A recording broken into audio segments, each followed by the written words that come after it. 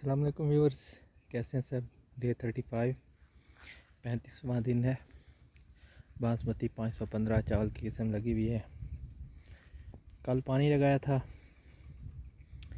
और पानी की आज सिचुएशन आप देख सकते हैं। एक ही दिन के अंदर, एक ही दिन भी नहीं लगता, 12-14 घंटे के अंदर पानी खुश्क हो जाता है। बारिशों की कमी है इस साल बहुत ज़्यादा, और 15 दिन उसके एक दो तीन बारिशें आई थी, फिर 15 दिन तक नहर बंद रही, जिसकी वजह से सैलाब वगैरह नीचे चला गया सारा। वीडियो अच्छी लगे तो इसे लाइक और शेयर कर दें, साथ ही चैनल को सब्सक्राइब कर लें और बेल आइकन भी दबा दें। चावल का उतरे हैं कुछ बड़े बड़े। इसके बारे में कोई कीमती आ रहा हो, आप अपने कमेंट सेक्शन में मुझे ज़रूर बताइएगा। ठीक है जी, आज के लिए इतनी अपडेट काफ़ी है। Thank you very much.